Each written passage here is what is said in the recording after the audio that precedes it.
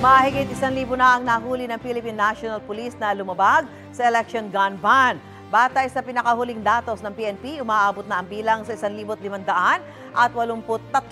Pinakamarami sa Metro Manila na may 358. Kasunod ang Central Luzon at Central Visayas na may halos tig 200.